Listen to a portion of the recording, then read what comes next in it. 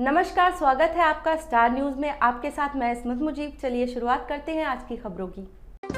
कानपुर महानगर के थाना कलेक्टरगंज स्थित पीपल वाली कोठी सराफा बाजार में एक सराफा कारोबारी से अहमदाबाद के टप्पेबाजों ने सराफा कारोबारी को 26 लाख रुपए का चूना लगाया और मौके से फरार हो गया। फिलहाल पीड़ित सराफा कारोबारी कुछ भी बोलने से मना करते हुए कल पुलिस से लिखित शिकायत करने की बात कही है।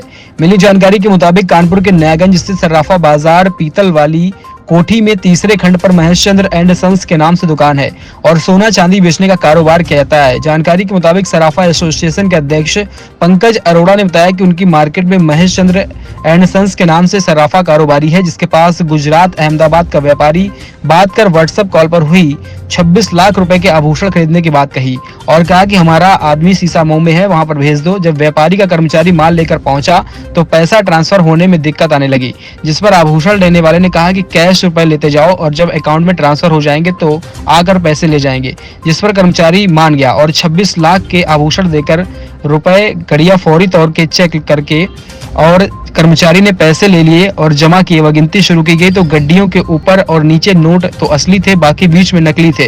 व्यापारी के पैरों तले से जमीन खसक गई। आनन फानन में व्यापारियों का जानकारी दी गई। सराफा एसोसिएशन ने आप बीती सुनाई। सराफा एसोसिएशन के अध्यक्ष ने कहा कि बीती पंकज अरोड़ा ने बताया कि कलेक्टरगंज एसीपी को घटना की जानकारी दी गई है सीसामऊ थाना क्षेत्र में, इसलिए पीड़ित व्यापारी सीसामऊ थाने जाकर मामला दर्ज कराएगा। वहीं पीड़ित व्यापारी कैमरे पर कुछ भी बताने को तैयार नहीं था। सराफा एसोसिएशन के अध्यक्ष ने कहा कि यह हैरानी की बात है। उनका कहना है कि टप्पेबाजी का बिल्कुल तरीका अलग है। अध्यक्ष कानपुर महानगर सराफा एसोसिएशन आज हमारे कानपुर शहर के नयागंज सराफा बाजार के व्यापारी के साथ 26 लाख रुपए की टप्पेबाजी हो गई और ये टप्पेबाजी एकदम नए तरीके से हुई है। आज तक ऐसा कुछ हम लोगों ने सुना नहीं था।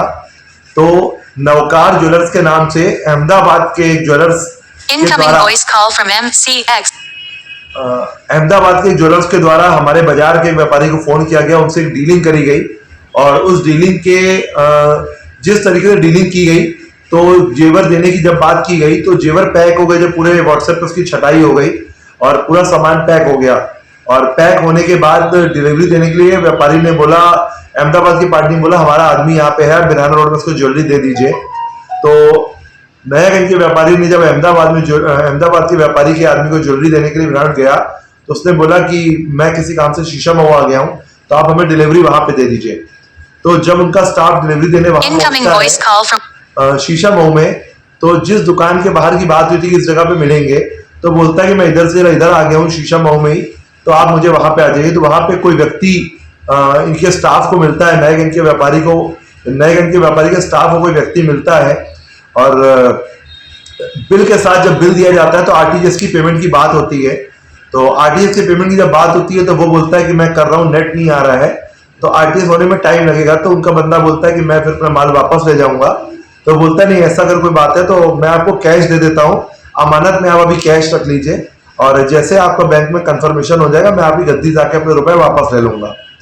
तो ऐसा करने पे वो व्यापारी के स्टाफ ने वो माल उसको दे दिया और मोटे तौर पर उसने गड्डियां यूं करके चेक कर ली कि हाँ उतने रुपए हैं या नहीं। लगभग 26 लाख रुपए की अमानत जिस व्यापारी ने एसोसिएशन ने मुझे कंप्लेन करी है तो उसके द्वारा 26 लाख रुपए मूल्य का सामान था।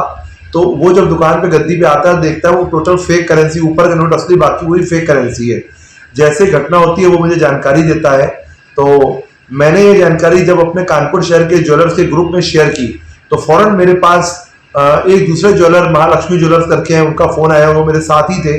उन्होंने मुझे बताया कि मेरे साथ भी नवकार ज्वेलर्स नाम के व्यक्ति का फोन आया था जो मुझसे डीलिंग करने की बात कर रहा था, सामान खरीदने की बात कर रहा था।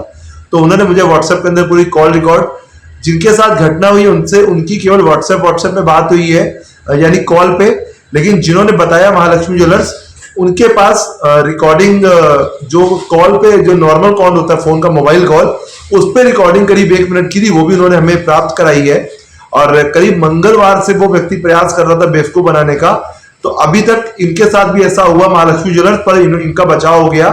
इन्होंने किसी प्रकार कोई डीलिंग नहीं करी है। तो मैंने एसीपी कलेक्टरगंज महोदय को इसकी सूचना दी, उन्होंने तुरंत इंस्पेक्टर को भेजा, उन्होंने आया पर उन्होंने बताया कि मामला आपका थाना शीशा मऊ का है।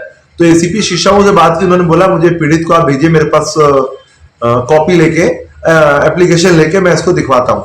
तो अब पीड़ित, चूंकि एसोसिएशन के सारे पदाधिकारी लखनऊ इसी काम से आए हुए हैं, तो पीड़ित व्यापारी कहना है कि वो कल हम लोग के साथ जाके अपनी एप्लीकेशन देंगे।